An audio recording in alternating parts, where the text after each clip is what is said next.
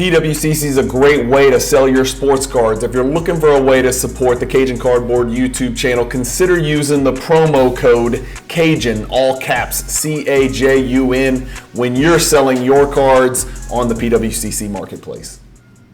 Hey guys, Brian with Cajun Cardboard coming at you from the great state of Louisiana, and it's a sad day, but it's a great, glorious day and a culmination. This is the very last foundational piece to the Cajun Cardboard Michael Jordan Hierarchy Project. I've got Josh Dawson at Northeast Sports Cards back because he's been with me for every step of the way.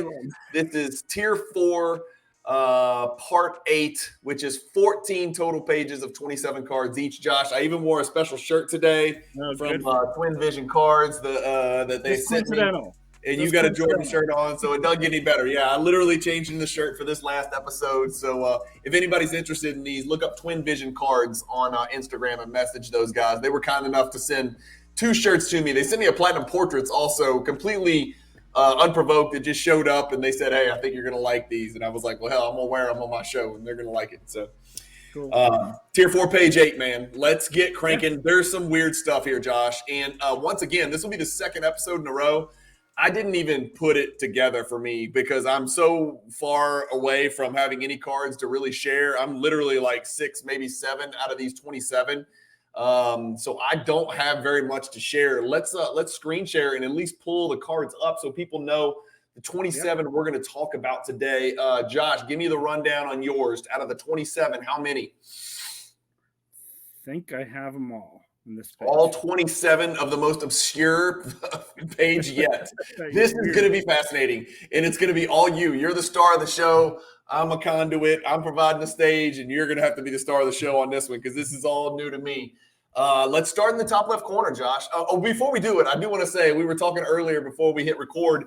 One of the great viewers of the channel messaged me at like 6 a.m. I got a message, and it was a picture of 3 rows of 9 cards, 27 cards laid out this morning, literally the morning that we're recording this. And he's like, hey, I just wanted to take a stab at what the last 27 cards are going to be of the project. And it was both flattering, funny, relatively accurate, and just fascinating that somebody's taken enough interest to sort of want to kind of close the book on it and see if they can get the last 27 cards. He had about 6 or 7 of them right. He's going to watch this and he's going to be like, damn, I had a couple of them right. And then a few of them broke the rules, and some of ours may break the rules too. We're going to have to talk through that on some of these. But let's get cranking to the top left. Maybe one of the most normal cards that we're even going to talk about today. And remember, one of the rules is no oddball cards. So I still don't think any of these cards qualify as oddball cards, but comment below. Some of the people that are watching may disagree and may think some of these cards don't belong in the project at all. But first card, Josh, we've got the pack odds pulled up. It's up here in the top left. It's a 1997 Upper Deck Ultimates. It's a 1 in 690 pack odds, Series 1 card. And this is it up here in your top left-hand corner with Jordan dribbling the ball in the forefront and then in the background like a dark silhouette in the back. It's called Ultimates, but it only says Ultimate singular on the card itself. Right.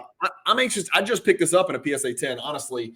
I was going to say, have you seen this one in hand? Because it's really not that dark on the Jordan. Yeah, show it to me because it looks super dark on there. Let me get you on. Here we go.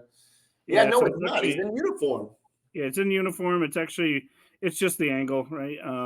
When you kind of get, but yeah, you can see it's kind of almost a reddish tint to him. But yeah, it's a great looking card.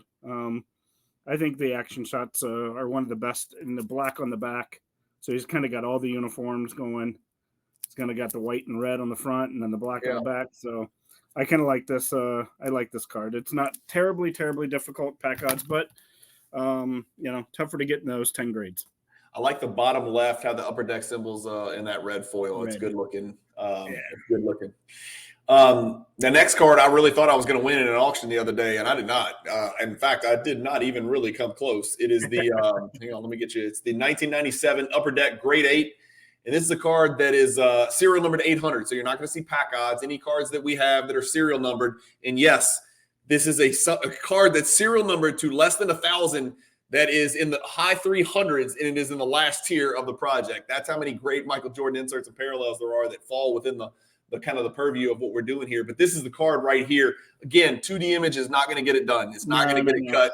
So let's screen share. It's very dark there, but you can see again it's kind of that reddish, the red tint background, and you can definitely see it much more clear in the 3D version here. So show us the serial number. Is it on the back, Josh? Yeah, it's serial numbered at the bottom, and it is numerator and denominator are both printed. It is not hand numbered. Okay. Back's pretty plain otherwise. The front, obviously, like we talked about, is red, and again, kind of like the other card we just looked at with the Ultimates. I like this card. Came out of Upper Deck, regular Upper Deck in '97. Wasn't a crazy expensive pack. Both of them came out of '97 Upper Deck. Yeah, it's a big time card. Okay, here we go. This is where it starts to get a little funky, but I've got some great stuff that we can share, and then we're going to talk through. The next card's your 1992. It is the Upper Deck MVP holograms. We saw the 91. We saw the AW1. We talked about those holograms. This one's a little different because it's the Upper Deck MVP hologram, Josh. So it's not out of the regular Upper Deck set. This one is it was released in a set. And so this is one, Josh, we need to probably revisit this. It may not belong in the project because it was kind of released in a separate set. And we took another Holo Jam card out because for the same reason. This is one we're going to have to chat through this and make some decisions. But this is the card. It's just a gorgeous card. It's a beautiful, beautiful card. You can see the hologram and the kind of the tilted window box behind him. The diamonds over here kind of remind me of that 1 year of Scoring Kings where it's got that diamond pattern in the background. Yep. What they did was, and I've got it pulled up here, right here. It's a 38 card hologram set. There's 138,000 of them printed, and they were actually individually numbered printed hologram sets. There were 27 teams in the NBA at the time. So they gave one card to each team's MVP, and then they included, because it's a 38 card deal, they included 9 future MVPs. Why does it go from 27 to 38? I don't know. It says they included 9 future MVPs. It seems like that would be 36. I don't know. But they've got 9 potential future team MVPs as well. So that's really what it was. Of course, Jordan was chosen for the Bulls. They are kind of color matched or whatever. So that's what they are. That's where they came from. It probably breaks the rule because it's part of a set. So theoretically, it's not really an insert or a parallel. You know what I'm saying? It's the same reason we got rid of that other Holo Jam card because it was kind of separately sold. I think it was 93 Holo Jam, maybe. What do you think? Rule breaker? Yeah, probably. Yeah. Probably. Fortunately, going back and looking in retrospect, it probably doesn't belong. Let's show it anyway. It's so good looking. I just think it's a really good looking. Lucky card. Hard to get the hologram, but it's kind of moves there. So it's really pretty in person. You get a lot of that rainbow foil color in the hologram when you get it in hand. So let us know in the comments. Let us know. And here's the deal. We haven't talked about this. We've got another episode coming, at least one more. It's obviously not going to introduce. Well, it might introduce new cards. We're going to talk about some changes, some mistakes that were noticed throughout the project because, like we mentioned, we weren't infallible here. So some cards, there was actually Clutch Time was in here twice, thanks to 2 or 3 or 4 viewers that pointed that out. We had Clutch Time in here twice. We probably could have done a word search. I don't know why we didn't think about doing a word search in my Excel pack-on spreadsheet. It came right up. So that comes out, which means another card needs to go in. A card like this might not belong, so it might need to come out. We might need to replace it with another one. And then there's going to be some changes where cards are going to move from Tier 4 to Tier 3 and possibly some changes from Tier 3 to Tier 2. We'll talk about that as well. And we're going to kind of chat through that in another episode and just basically lay it out. Everything that's changed from the first, 14 parts that you guys have seen. Any changes we're going to make or we do make, and we'll just kind of show them. We'll show them on the screen, and we'll talk through all that stuff as well. Yeah. So that's coming soon. Next on our list, we've got teammates, right? This is the 1997 Upper Deck teammates. There's 2 cards in here, so this fits under the one-for-all rule. There's 2 teammates cards. There's the T7, and then I don't know why I'm thinking it's 59? 59. 59. Okay, yeah. So T7 and T59. We chose the T7 that you see on your screen here. And as you can see, similar to the Stadium Club Fusion that we talked about, remember? And the MJ3 set, this actually fits together with another card perfectly to form like a super card. And I'm pretty sure it's Jordan and Pippen, if I'm not mistaken. I might be wrong. I don't know who the I don't know. teammates is, but teammates, I'm sure it's Jordan and Pippen. Okay, I hope it's Jordan and Pippen. I hope it's not Jordan and Judd Bushler or something like that. But we chose the red one. The T59, same card, same pack odds, all that stuff is a blue card. But we chose the red one. We had to pick one, and so we chose the red one. I put them both side by side. Josh got them both. Perfect. Okay, cool. So there you go. One's red, one's blue. They're both die cut the same way. They're both on the team side, and then the mates obviously would connect to these. So another card would, sneak up right next to it and complete that curve. So one's red, one's blue. The 7 is in red. The blue is number 59. Let's see, what did we say the pack odds were? 1 in 240. So easy to find, maybe tough to gem. Probably's got some value in PSA 10. Again, this is not always about value, but that's card number 4 today. Card number 5 is it does need a story. And for the first time in the history of the Michael Jordan Hierarchy Project, I've got a video to share. So first, let's just identify the card, okay? So I've got it pulled up on your screen, and you're probably thinking to yourself, that is not Michael Jordan. He didn't wear number 4. This is the infamous or famous, depending on your perspective, Johnny Kilroy card, okay? It is from shortly after Jordan's retirement. This is 1993 Upper Deck SE, and it's the Johnny Kilroy, which I've got highlighted right there. It's a 1 in 72 pack odds. Card number JK1 for Johnny Kilroy 1. Here's what the card looks like right here, okay?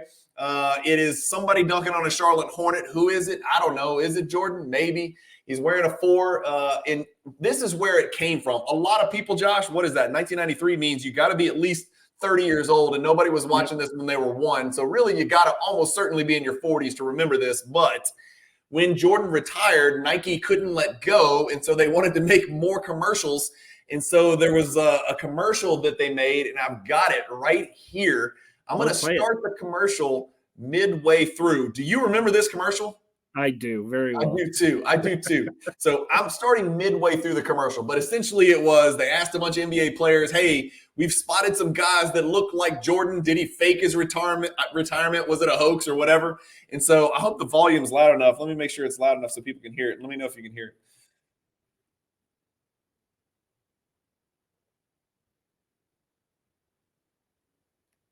Can't hear the volume coming through, but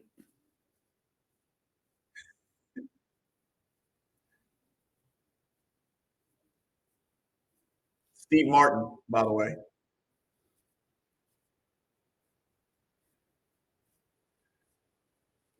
Yeah, there's no audio, but clear as day. All right, so that's it. That's the video. So it was like Nike was kind of doing deals where Jordan came out of retirement, and there was this guy Kilroy who scored 79 points in 1 quarter and then disappeared, and he looked like Jordan, but he had goggles and he was number 4. So that's the story. It was basically a Nike promotional deal, but you've got this card, I know, in a PSA 10. I've got a baby. And this is not.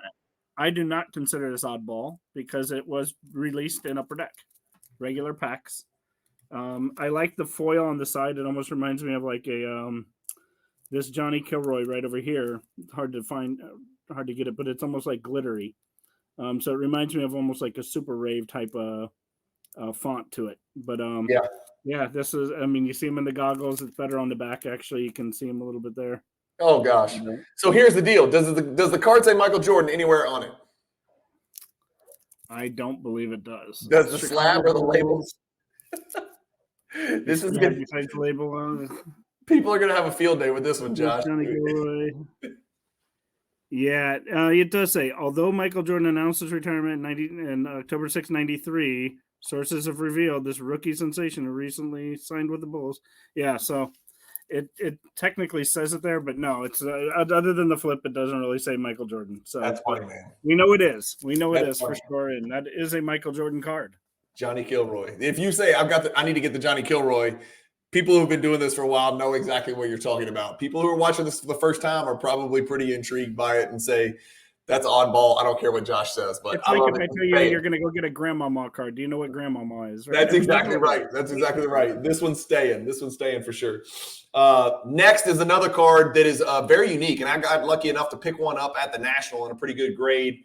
I remember I picked it up on the last day I was there. It's this 1990 action-packed promos gold sample. And this is the card right here. You can't miss it. It's gold bordered all the way around. It's Jordan. That looks like X-Man behind him. Of course, that's Bill Cartwright. That looks like Xavier McDaniel, I think, over his right shoulder. I'm not sure, but it looks like him.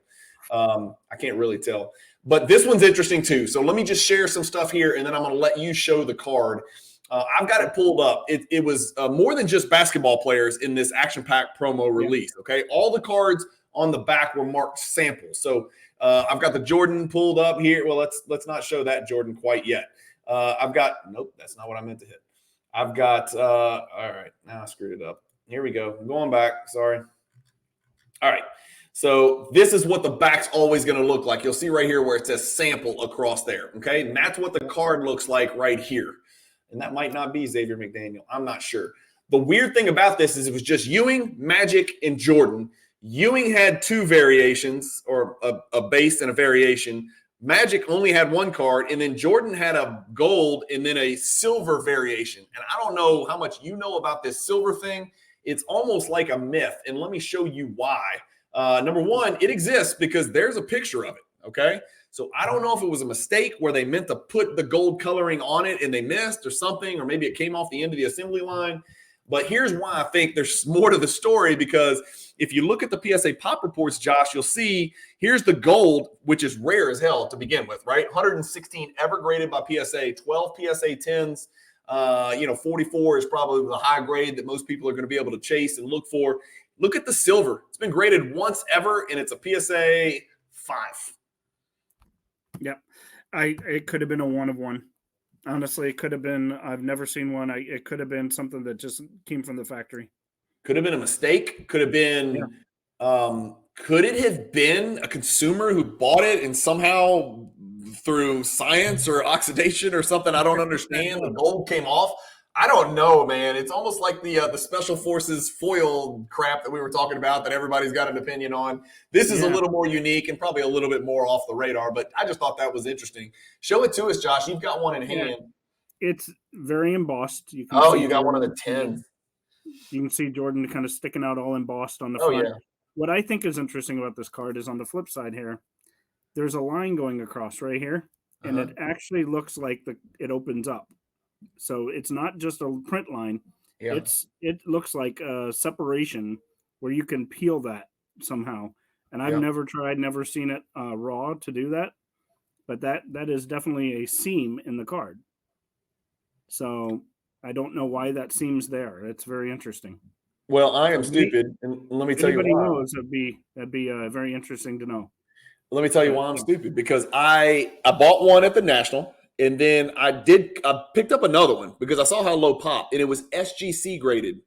I cracked it, and it's at PSA right now. I didn't even think to turn it over and mess with it or look at the back, and I wasn't really expecting it, because I knew I was going to grade it anyway. So I noticed it, but I didn't really look too close at it that I recall, to notice that little crease back there.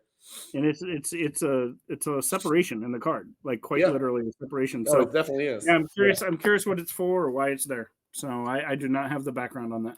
You're on your own for the next one, brother. It's the 1991 Pro Set prototypes. This one might break a rule too. I don't know. Let's read about it. I've got it pulled up on your screen right here. Okay. Looks almost like the Pro Set football, but it's Pro Set basketball. And this was, I think they were doing, when you see the word prototype, it's basically, we're trying to make these cards. Here's what we think they will look like.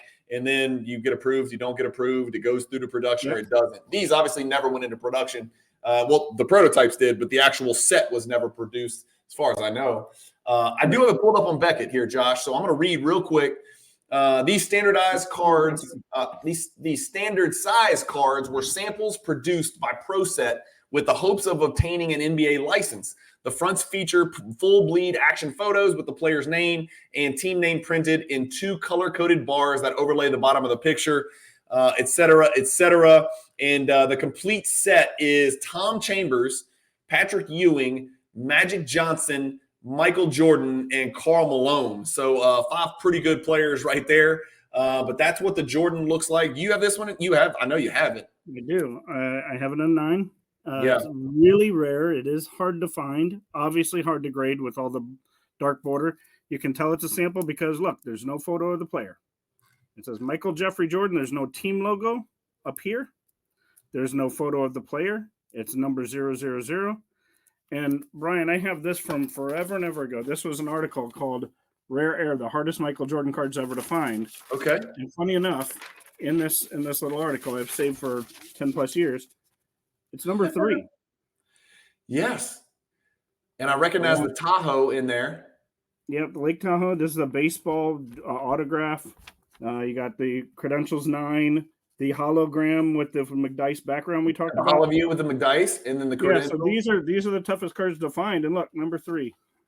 So that's, I got the rest of the list here, but yeah, it's an interesting, that is so cool. It's an interesting card. It's really rare. It's hard to find. Well, I've got the pop report pulled up, Josh. There's been 51 ever graded, and there's 4 PSA 10s. So you've got one of the 22 PSA 9s. Yep. 4 out of 51. Doing some quick Cajun math, that's about a little shy of 8% gem rate. So no easy task to go find one of those 10s. 51 ever graded. That's bananas, man. That's a really small number for Jordan collectors.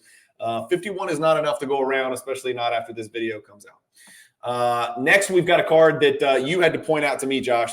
The 1997 Upper Deck Diamond Vision signature moves. And so what we did for Diamond Vision, I think, is we just chose one card for Diamond Vision. This signature moves is an insert from Diamond Vision. There were other Diamond Vision inserts. We felt like Diamond Vision belonged in the Hierarchy project in some way, and so we chose the signature moves. I think there's another one about dunks or something like that. Yeah, we did dynamic dunks, and This is the signature move. So I think we have both. That was yellow and black. This one is all red. Oh, did we do it? Was it in here? Yeah. Oh, we did. Okay, cool. Okay, so this is the signature moves. That's what it was. Then when we decided to add a 14th page, this is when this one came back. Okay. Yeah. So this just shows them dribbling and running up and dunking. I don't know if I can. Again, you said sports flicks. That's exactly what this is. Yeah. You can kind of see them run and dunk. 1 in 67 pack odds, Josh. And so Upper Deck Diamond Vision, that is the actual name of the product. Signature moves is the insert, right? This did not come from regular 1997 Upper Deck. It came from a specific product called Upper Deck Diamond Vision. Correct. And before anybody beats us up, this is a facsimile autograph. This is not autographed, so it doesn't break our rules. Same on the back.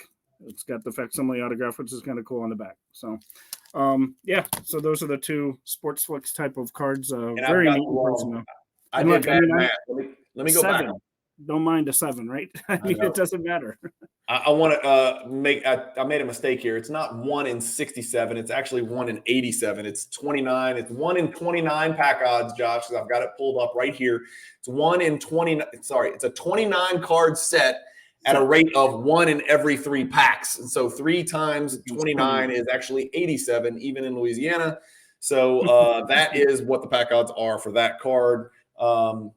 Let's keep on trucking. The next card's a little more mainstream. Finally, we can get to something that I've actually seen before. So we're talking about the 1993 Fleer All-Stars, which is a lot harder pack odds than I realized, Josh. 1 in 240 for this card, all the way to your right. The Utah All-Star Weekend All-Star card number 5. Did I say that right? Number 5? Yeah, card number 5.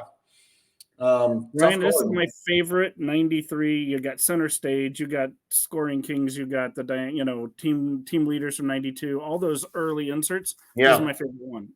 Okay, this is my favorite one, and I think it's because it has that light purple around the edges that you just don't see it on Michael Jordan cards. I don't think I can think of another one. It's lavender almost, huh? It's lavender, and it's got the All-Star uniform, which I think is awesome. And I think the Lake Tahoe stamp on the bottom. Nothing else has the stamp. It's really hard to get centered. That's the biggest problem with this card is centering is very, very obvious. The back has a great picture of Jordan. Little story. This is actually not. I mean, it's hard to find, but you can find this at any show, any big, national. You'll find multiple copies. Maybe not in the best conditions, but this is one of my favorite ones. I think it's because of the coloring and the image of Jordan in the All-Star. I wanted to look that card up because I think a PSA 10 is a pain in the ass. Like, I think a PSA 10 is really valuable. So a PSA 10 is going for as high as $1,000. Just so people can kind of understand That's not the same card. I did something wrong. Yeah, don't sweat that. Okay, that's it for row one. So we're done with row one. Row two, we're talking about a card that most people will have seen before. Let me get you over here all the way to your left, middle row, the Nemesis or Nemesis. I don't know if you pronounce the singular and the plural the same. Plural for one Nemesis, meaning more than one Nemesis, is Nemesis with an ES. Singular is IS. This is ES because it's an insert set, and so they're talking about a bunch of different Nemesis. Believe it or not, I would assume that Jordan and Dumars actually probably got along very well. I think by Nemesis, they mean, they were just combatants on the floor at the same position. Sure. Dumars, the shooting guard. For the team that Jordan it took forever to get past in those disgusting, filthy, despicable Detroit Pistons. Shame on them for the way they played basketball. But Jordan on the front, Dumars on the back, Josh? Yeah. Dumars is on the front bottom. So it says versus by his foot there, by Jordan's foot. It says Jordan versus Joe Dumars. On the back has Dumars and then Jordan. Okay. And up here, I always get turned around up here. It says one for Mike. And then on the back, and it has a little script, and then it says one for Joe. Where's the card number? Everybody wants to know. The card number is on the back. Let's see where it is here. So Jordan belongs on the front. Big Jordan belongs on the front. Yes. Actually, yeah, I don't see the card number offhand. Oh, well, Top Stadium Club's right here in the middle, and you got the script of the wording at the bottom. Okay. NBA, copyright language. Copyright language at the bottom. Yeah. Nothing on the front. Nothing on the front like that. So, yeah, the background is them tipping off with the big hands and the big ball, right? Yeah. So this is a unique card. It's not something you see every day. And what are the pack odds on this guy? I forgot. Pack odds are 1 in 180, so nothing. They're easy to pick up. Pretty decent condition. The card's pretty sturdy.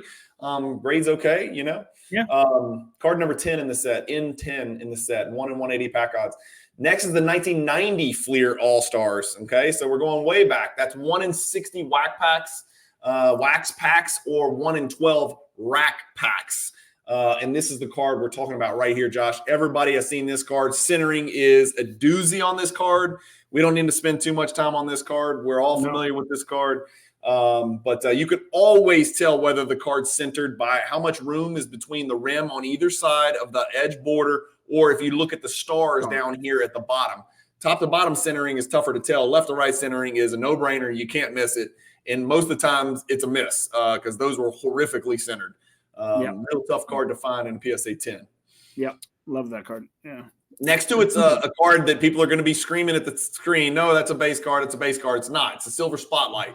And so if you've been collecting Jordans, you know that before precious metal gems, there was precious metal. And then even before that, in 1995, there was something called the metal silver spotlight. And it's card number 13.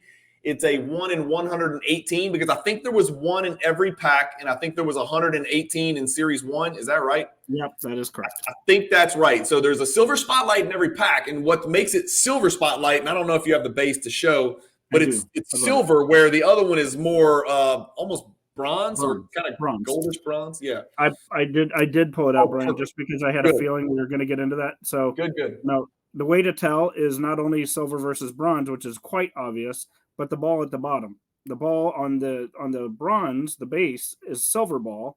This has a gold ball at the bottom. So everything's reversed. Instead of the gold stamp on top of the silver ball, you got the silver stamp on top of the gold ball. That's it. So in the gold writing is different on the silver spotlight. So the silver spotlight, is the one we're talking about here. So it's all gold. It's a silver spotlight because the silver label and the silver background. Yeah. Yeah, and the ball turns gold, and the wording turns gold. So it's kind of exact opposite of the other one. So so this one has the silver writing and the silver ball. This one exactly the opposite. So it's kind of easy to tell side by side. That's really cool. I'm glad you had those side by side. I meant to ask you about that beforehand, but I knew you were me, Johnny Kilroy on the spot. All right.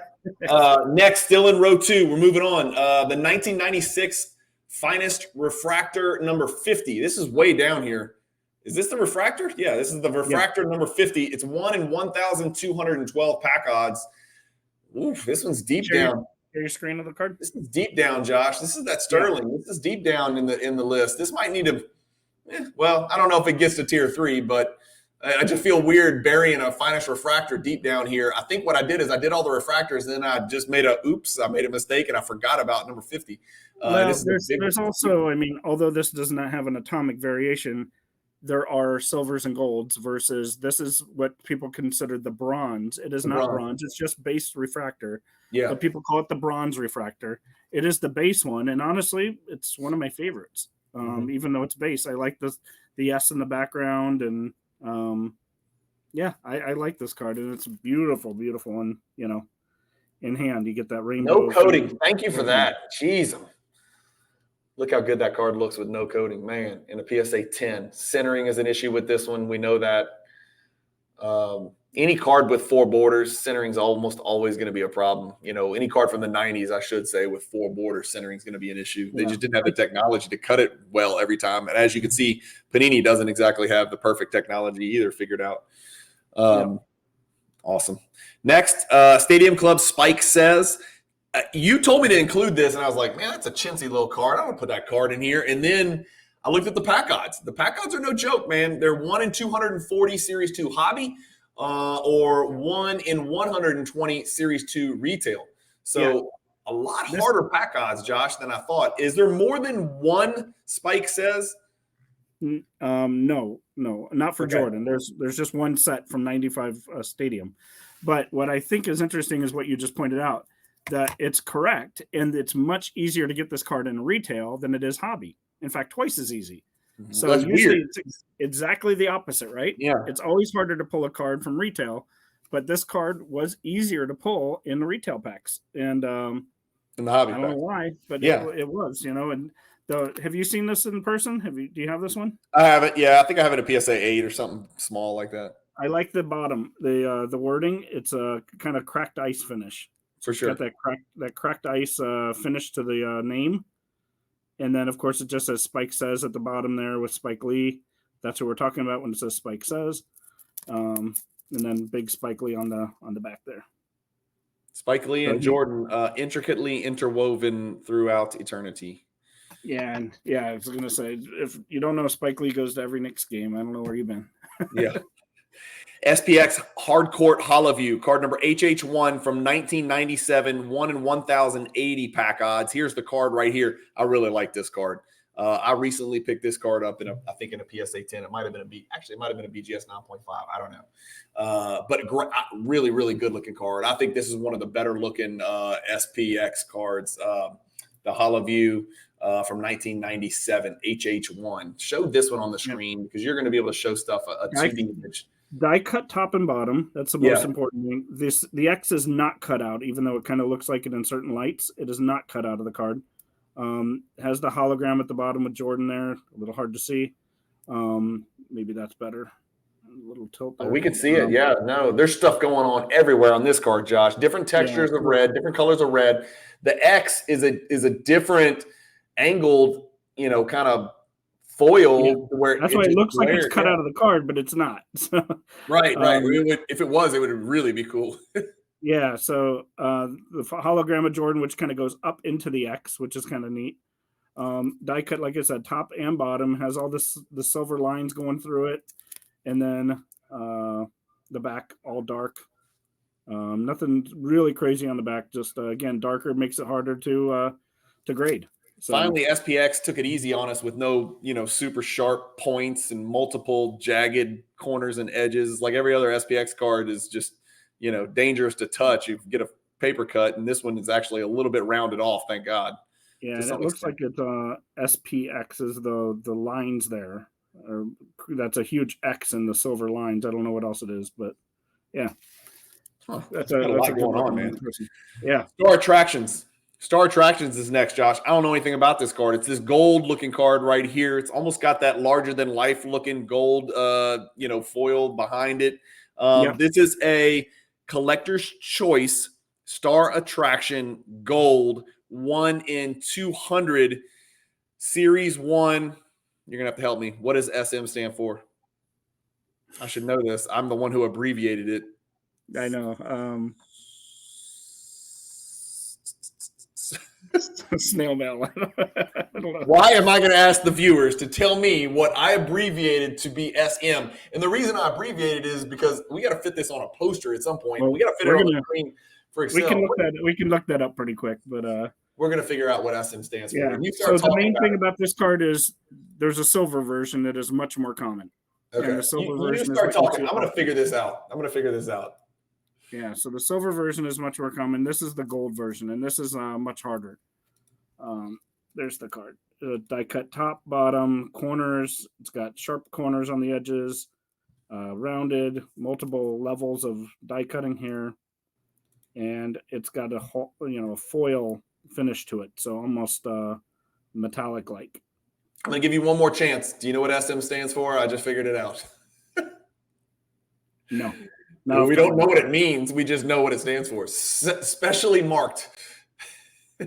You remember that? We looked it up. We're like, what the hell does that mean? So this is what Trading Card Database says. Like Josh said, there's the star attractions, which is, it's not called silver, but they're silver. And then here's the gold that we're talking about. And it says SA1 through SA10. And of course, Jordan, as we know, is card number SA1 at the beginning. And it says 1 in 20 specially marked Series 1 Anko retail packs. So good luck figuring out what that means. Now that you know the pack odds, now you don't know what the pack is.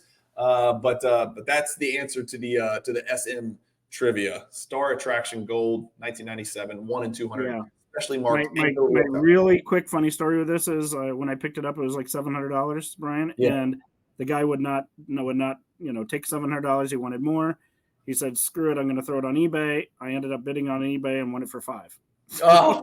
Those are the great stories. Did you message him after and say anything? No, I know you didn't. The deal. Thanks for the deal. Yeah. Thanks for the deal. I'm the guy that offered you 200 more. That's great. That's great. Okay. Next, 1997. This is a card I know nothing about. I did not know anything about this card until we got towards the tail end of the project. The 1997 UD cubed. That's Upper Deck cubed UD3. Awesome action. Card number A1, it's 1 in 220 pack odds. It's this card right here. Almost looks like a little light-colored spotlight circle right behind Jordan. Yep. You're going to have to show this one because I can't tell. It's like a camera taking a picture, I think. Yeah. So it's all foil on the front. It's very clean. It's got a lot of gold script, the UD3 down here, and the UD3 awesome action is at the very top there you can see in red. What's funny is you don't expect this when you flip it around, but bright green. What in the world? Bright green and blue. Yeah. So you see kind of the triptych of him going up and dunking. So it's kind of neat. You have the side by side there, but you don't really expect this color and shininess and our bright colors on the back of this card. So yeah. Cool. That's a card that a lot of people are never going to have heard. I hadn't heard of that card at all. Honestly, the UD Cube, that Upper Deck Cube set I'm just not crazy super familiar with that set. That's just me. Yeah. Anyway, next card, last card, row 2, card number 18 of the day, 1997 Stadium Club first day issue. We chose card number 118. There may be more than one. This is one of those one for all deals. So first day issue, card number 118. These have tough pack odds. It's rumored there's approximately a 200 print run, but they're 1 in 2,880 Series 1 retail. And this is the card right here. It's going to look a lot like that one-of-a-kind card that we talked about much higher up in the project that was serial numbered to 150. This is the first day issue version. And even in this 2D image, I can see the words first day issue printed right above the Michael Jordan nameplate in the light blue down there towards the bottom. Yep. And in the blue, you can't really see it in the 2D image, but the blue has Michael Jordan in it. That's where his name appears. You just can't get it in the right light. But that first day issue is what you're looking for. That's right above the arc there. That's obviously the big catch. The Stadium Club in the blue all do refract and shine back. No borders, which I really like about this card. In the back, same as the other one. No real difference on the back. Dark and hard to grade, but this one is a tough one.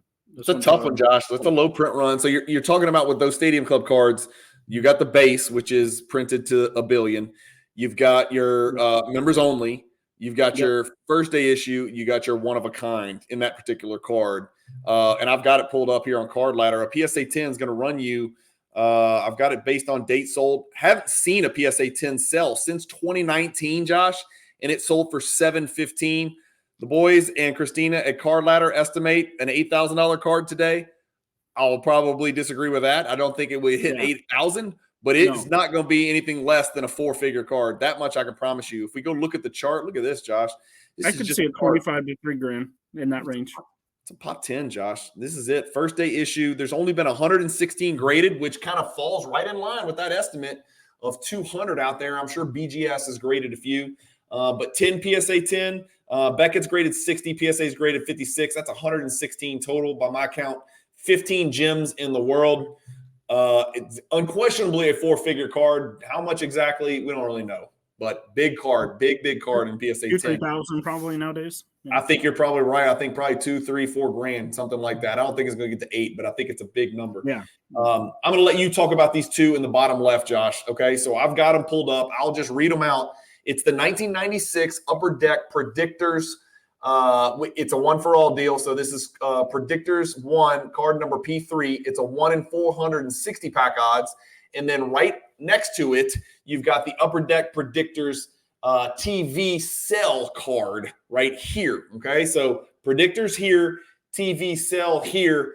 Take it away. You know this stuff backwards and forwards. I did not know what I was looking at. I thought I was looking at like one of those old Bowman cards with the TV, or what were those? Baseball. What was that baseball set where Mickey Mantle's in a TV? Or Bowman. Yeah, whatever. So here you go. I'll let you go with this one, man. It's a little bit confusing. So I'll show two different versions here. Do I have them upside down there? Okay, so there's two different cards. This is the first one where you have P1, P2, and P3 are the numbers. Okay. P2 is at the top where he's pointing. P3 is at the bottom. P2 is called scoring 2. P3 is called scoring 1, as you can see on the label there. So it's kind of backwards. So if you're going with scoring, if you're looking for the scoring, it's P3. If you're looking for scoring 2, it's P2. Okay. Those are the two cards. They're die cut around the sides. They're kind of shiny with the words. It's the real important thing about this card is what they did was in 1998 here, 96, I'm sorry. In 96, they predicted whether, in this case, Michael Jordan would score, if you can read it there, 35 points in the game. Yeah. Now, it's different for different players. Other players have 25, other players have 20, 30. So it's different. And it could be, I think it's all points, but it could be, rebounds, whatever. So it's almost like they're betting, hey, if he achieves this goal of 35 points in a game, not one game, just in a game in the season, which is a pretty guaranteed thing with Michael Jordan, you could redeem this card for a TV sell. And it's if they did not achieve this, then you do not redeem the card because they didn't achieve it. It wasn't predicted accurately. Yeah. You could not redeem it for a TV sell. Some of the ones that were not achieved did sneak out still of the other players. Obviously, Michael Jordan scored 35 points. This one is also 35 points. So in both of these cases, these were both redeemed for TV sells. TV sells look like this. They are completely see-through, and they are almost like a film of, in this case, Michael Jordan jumping. Different action shot, completely different. In these, he has his white uniform on in both. In these, he has his red uniform on in both.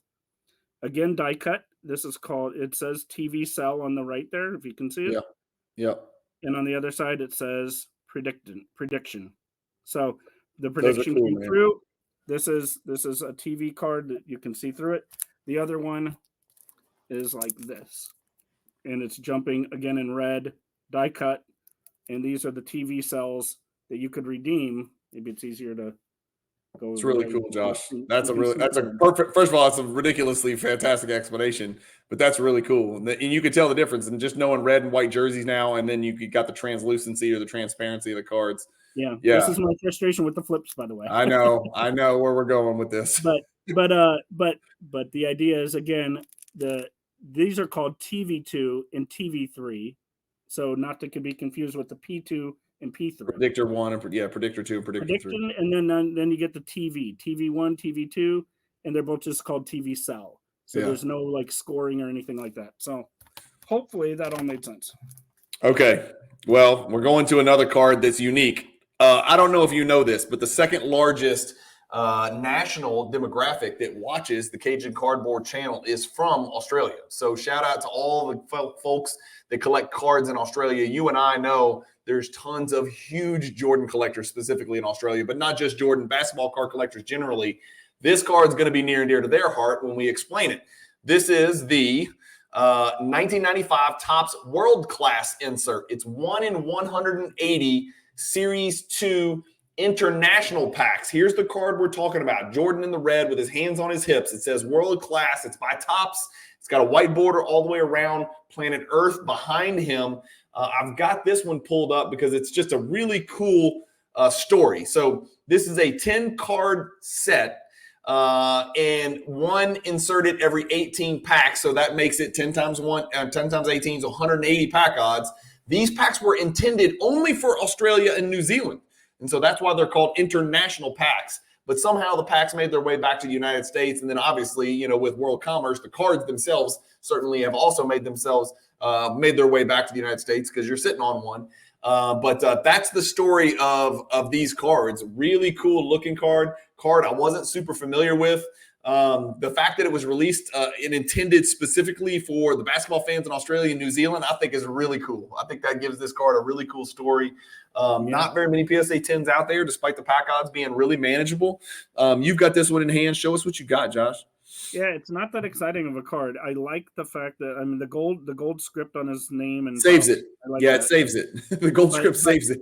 But you don't see the globe on any of the other cards. So that's the other thing. You see the planet, which is kind of cool. The back is actually pretty good looking as well. The back is dark. It's blue. It's got Jordan, the little kind of almost like a moon crescent thing there. It looks like almost like you're cutting through a wall and you have a peek hole, right? It says World Class at the bottom in red there. So again, centering is the big issue on this card. It's very, very obvious because it's all in white and it's very easy to tell when it's off center. But no doubt. Yeah, a little bit off the beaten path. 1992 Upper Deck 15,000 point club. 15,000 points was a speed bump on the way to where Jordan was going, but in 1992 it was a big deal. 15,000 point club, same exact pack odds as the World Class. That is a 1 in 180 high series hobby pack odds. And here's the card we're talking about. Jordan dunking the ball with Otis Thorpe and Kenny Smith watching, and I'm going to go ahead and assume that's Horace Grant down there too. It is. So I don't know if that's the dunk that he actually scored his 15,000 point on. You've got the card in hand. Maybe if it says it on the back, I don't know, but that would make it even cooler, right? I don't. But in the very bottom corner here, it says member since 90/91. So it'll tell you, he was a member of the 15,000 point club since 1990-91 season. So that's kind of cool. And obviously there's a whole bunch of other players in the set, but a neat card. I think most people recognize this card. It's not very uncommon. Big 15,000 points across there. So nice achievement card for sure. Here's another one you're going to have to share because this looks terrible in hand. And it might look terrible it looks terrible in a 2D image. It's the Champions of the Court. And so we're talking about the 1995 SP Champions of the Court die cut card, 1 in 2,250 pack odds. That's no joke to be on page 14. So this is the card we're talking about here. It's kind of dull. It's kind of bland looking. It looks like the hologram. You can't even make it out. Show it to us in 2D in hand, Josh. And lots of die cuts on this. So it's not just rounded on the corners. It's got these cutouts, top, bottom, left, and right. It's got these little chisels out, in every single side. Not sure if I can get the hologram really well. It's Jordan's face. He's kind of looking to the side. I have held this one in hand, and I found it very difficult. The hologram doesn't pop like the 90, the MVP hologram we looked at, or the 91 AW4, or some of these SPXs. It just doesn't. Yeah, and it's funny because it doesn't have that rainbow finish to it. That's why. So you can kind of see he's looking to the side there. Yeah. In the hologram, but the big thing about this card is it's die cut everywhere. It's metallic-y. It's metallic-y on the back as well. Huh. So it's got that real shine of, that metallic look to it on the back as well. Almost. All those die cuts make this card exceptionally rare in a high grade. So I just keep sounding dumber and dumber, and you're seeing why I didn't share what I have, because I don't have any of these cards, because I don't know as much about them. I'm liking this because we're learning more about them. But next is the 1998 Upper Deck Intensity Quantum Gold. This is a one for all, right? So we're only showing you the gold. It is serial number to 25. So this card is this card is not easy to find. It's probably a mistake in tier 4. Yeah, it's in tier 4. It's serial number to 25. It's in tier 4. And again, remember, demand, aesthetics, we're going to see, but demand is not there, because I'm going to guess a very large percentage of the people watching aren't familiar with the card. Again, we know what Upper Deck did in 98 and 99. They went to work, man. They just hit the printing press real hard. And I know some of these are low serial numbered, but there's a lot of low serial numbered options. There's a lot of Jordan only insert sets. And so they really took liberties with the serial numbering, not to the extent Panini's done, but they did, right? And so for that reason, I think the card is properly a tier 4 card. Remember, tier 4 is not in order. So page 7, page 14, it's all the same. But that's the card we're talking about. Show us what you got, Josh. Could be a T3 candidate. Possibly. It's better looking. Okay, it's a lot better looking than my picture. Clear as day, number to 25, right on the front. Die cut down the side next to the 23 over here. Yeah. It has those stripes going across the whole card, kind of, through the basket and everything in the back. Gold, the gold stamp at the top and the gold at the bottom is all for this card specifically. It's silver on the other version. Yeah. The back, all brown and red. It says intensity. This is, I think they consider it like Quantum 1, Quantum 2, like we did before with the Wilds and the Star Surge and some of those other ones, history class. So this one is the rarest of all the versions. This one's numbered to 25, as we said. So Quantum Gold. Yeah. That one's a tough one for sure. The Quantum Gold. Gotcha. And then next to that, we don't need to take a long time, Josh. This is the Bowman's best cuts again. We talked about did we talk about the atomic or the refractor? The atomic, right? Atomic. Yeah, there's an atomic version. Yeah. So we talked about the atomic. Remember, if there's an atomic, we didn't show atomic and refractor, but we do want to give credit to the base. And so what you're looking at is the 96 Bowman's best cut. 1 in 480 hobby, 1 in 960 retail, not a refractor, just the base. So this one, did it come with a coating? Did the base come with a coating, or this was just no? I didn't think so. So that's it, and it's just this little cut out here in the bottom, right, Josh? It's not die cut anywhere else except that bottom right. Only thing I'll say about this card, and I said it in our other episode, is these come out of the pack short, meaning if you send it into PSA by pulling it straight out of the pack, you might get a min size. Wow. Because they're going to say, listen, it's not tall enough. It doesn't fit in a holder. That's the way they were made. And that's the way they came out of the packs. So they're intentionally kind of cut short, and that's the way they're produced. Well, I'll be honest. If I pull a 1 in 480 pack odds card or a 1 in 960 for retail and it's short and it comes back in PSA min size, I'm going to be pissed. And I'm going to send it to Beckett. And then I'm going to keep doing it until somebody puts in a slab. That would piss me off, especially if that's one of the cards. This old slab is not getting changed, right? Yes. No, you need to leave it in there. Yeah, that's one you're looking for. And then next, we've got a 1995 Collector's Choice Players Club Platinum number 353. So last episode, we saw the Series 1. This is the Series 2. It's number 353. 1 in 7,000 pack odds. And again, this is how the pack odds get there. Remember, it's X number per pack for platinum times everybody in the whole series. This is one of those deals where the multiplier is the whole damn series of cards. And Collector's Choice printed a card for like every NBA player that could possibly touch the floor. So you're talking about a huge number, 1 in 7,000 pack odds. And there's the card right there. You got this one, Josh? I do. Let's see this one. I want to see this one. High grade. So yeah. It's the difference between this and the base is not only this the platinum portrait that's shiny and reflects back, but obviously the whole card is a bit shiny. So this the card itself is different. It's not just the stamp.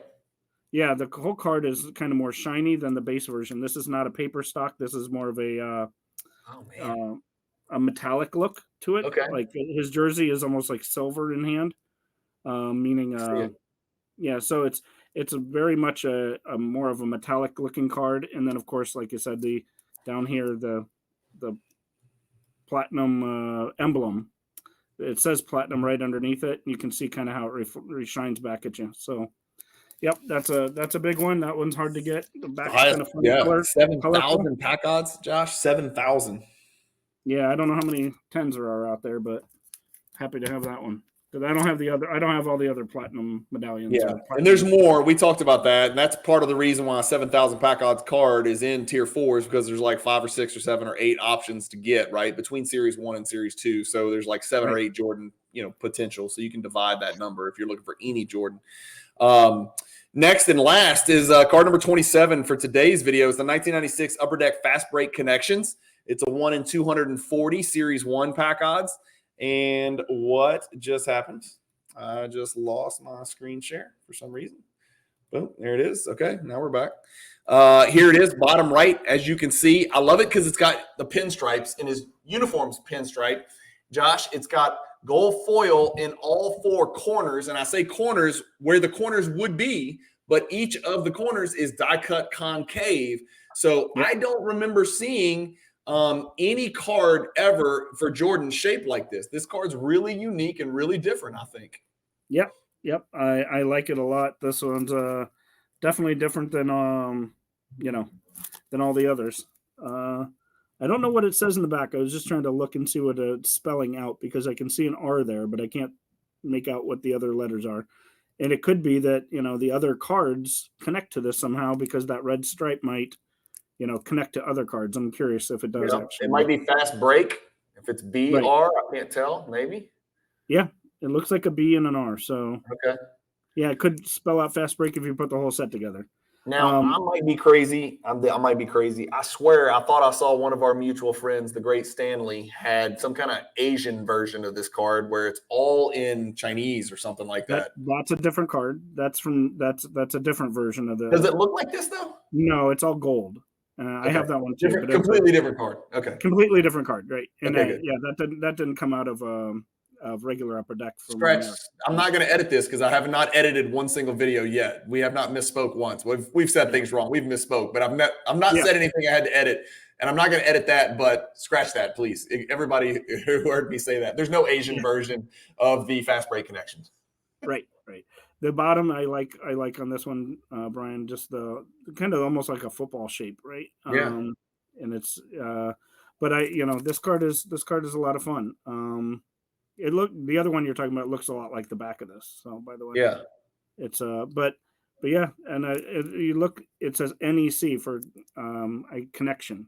So I'm sure it does spell out fast break connection when you put it next to other cards, I believe. So. Yeah, well, that's a wrap, Josh.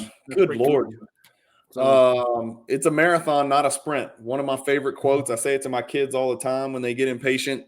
This was a task, my friend. This is a task, start to finish. And we're not done.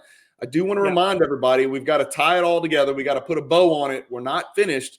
We've got some changes to make, some cards that broke rules, snuck in here just through oversight. And so we're going to work on that. We're going to fix a duplicate, and some cards are going to be moving a little bit after we take a little more time to discuss them, I think. And I think you can agree with me on that. And so we'll kind of talk through some of that stuff. So subscribe if you haven't. Hit the bell icon for notifications. Hit the like button on the videos if you like them. The next video will be Josh and I kind of recapping like we talked about, and just the whole project start to finish, kind of reflecting on the journey, talking through some of the comments. Some of you guys have left some amazing comments. I screenshot, Josh, a lot of these comments because they're pointing out things that I didn't know about the cards, and then I'll share them with you, and you're like, damn, I didn't know that either. So this is not a teacher-student deal. It's just not, we're all learning it together.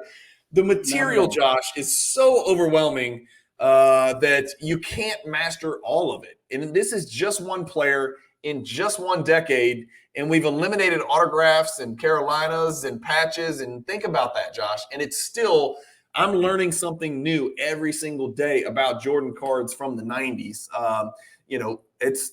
It's been it's been an endeavor, man. It's been a learning experience, but it's been fun as hell, man. It's been fun. Yeah, it's been a lot of fun, and I'm getting to go through all my stuff and pull out these cards and kind of see them again, and it's great. So, do you keep your cards in team bags, all of them?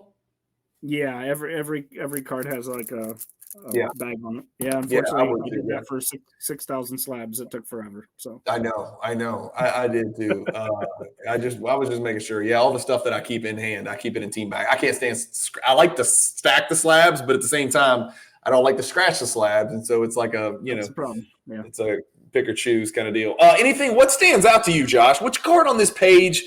Let's just start with which card on this page do you think means the most? Which card do you think is, for our viewers, if 5,000 people are watching this, which is the card do you think is going to call to the most people? Not necessarily to Josh Dawson, but which is the card that's going to call to the most people on this page? For people that don't have anything on this page, I would think maybe the refractor in the middle. Agreed. I say the same thing. Finest refractor. I think that would be the most, I guess we could say that's the most, I don't want to say commonplace because that's a big card. It's still like 1,200 pack odds. Yeah. And it's a refractor from Finest, for God's sakes. But I think that's the card that most people will identify with.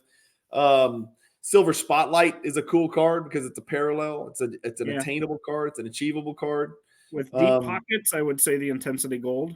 If you had really deep pockets, that's a big boy card. Deep pockets, and you need some tentacles to find that one, Josh. If I wanted that card right now, I couldn't find it. Yeah. I'm guessing that card's not on eBay. Is that a safe assumption? Yeah, I think that's safe. There's 24 left in the world. The odds are it's not sitting there waiting for somebody watching this to go buy it. And that's what makes those kind of cards, interesting. You're always balancing supply and demand. Like, which is it? You know what I mean? So yeah, my other one after the refractor might be right below it, the 15,000 point club. Yeah, that's achievable. It's a great card. It's very recognizable, and that's something I think would call fascinating. Well, this is definitely the page that I have known the least about, and I've learned the most about, and the cards that I have the fewest of. So I've got work to do. I know. After 14 pages, now my head's spinning. That's great. We've put together this guideline, this game plan. And again, it's just two people's view of what's out there, right? And we had to cut it and draw the lines on all kinds of places. But my head is still spinning because I don't know where to start. I don't know if I'm supposed to start at the bottom and try to fill in the gaps, you know what I mean, with the cards from tier 4 and then work up. Or should I say, you know what? No, we need to strike while the iron's hot. I need to knock out the T2, tier 3 cards, the high dollar stuff, because those are going to dry up. It's interesting. And the beautiful thing about it is there's no one right way to collect Jordan, man.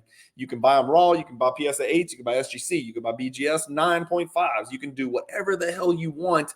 You can start at the top. You can start at the bottom. You can say, the hell with your project. I'm going to do it my own way and only buy Carolina cards or autograph cards or exquisite cards.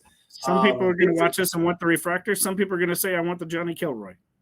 Right? Some people are going to look at this and say, I like the oddball stuff that they're talking about, even though there's technically no oddball cards. I like the Action Pack promo and the Kilroy and the Dunk Vision and the Diamond, the signature moves. I like the cards I've never heard of. I'm going to go pick those up while demand is low in the hopes, from an investor perspective, maybe one day demand will be high. Maybe one day everybody's going to want the signature moves, Upper Deck Diamond Vision. I don't know. We don't know. PMG Reds weren't what they are today when they came out in 1997. We know that. You can go back and read the old Beckett magazines where it was like the 17th most popular parallel or something like that in the year 1997 alone. It's crazy. So things do change. It's hard to remember that. But, it sounds cliche and corny to say collect what you love. I'm not going to say collect what you love. I am going to say buy the cards that you like the look of. That let's make it a little more, mainstream and buy the cards that you like the look of, man. There's cards that are not that expensive. My favorite card in the world and on my entire collection is by far not the most expensive. Yeah. So, my favorite insert is Warp Speed. Warp Speed is my favorite insert in the world, and it's not by no means that a high end, insert. Right. That's it, guys. That's it. That was page 14, tier 4, part 8, the last 27 cards. There's some changes coming. Stay tuned. Josh and I will be back. There is more. It's not all the way over. And I do have some more special guests that are going to come on as well. We're going to do a live stream. Okay. I haven't talked about this. I'll do another video announcing a live stream. We want to hear from you. while Josh and I are on the screen, read comments, do our best to answer questions, do our best to find the answers. If we have to find them together on the internet, it might be a doozy. It might be a 2 or 3 hour episode. I don't know. We will figure that out. I've got to figure out how to do a live stream first. I've never done one, but we will figure it out. You have my word. But we'll have some other Jordan collectors come on and talk about the project and their thoughts on the project and what needs to go in and doesn't and all that stuff. As always, thank you guys for taking the ride with us, taking the journey with us. The comments and the back and forth were invaluable and indispensable and super, super helpful and educational for me, for sure. And I know Josh, I share them with Josh. I'll screenshot, I'll send it to Josh before he wakes up, even though he's East Coast. I'm sometimes sending stuff at 4 a.m. But it is what it is. That's just part of who I am. So anyway, that's it for this one. Stay tuned. There will be more, I promise. Thank you guys for watching. Keep collecting. Stay positive in the hobby. Peace.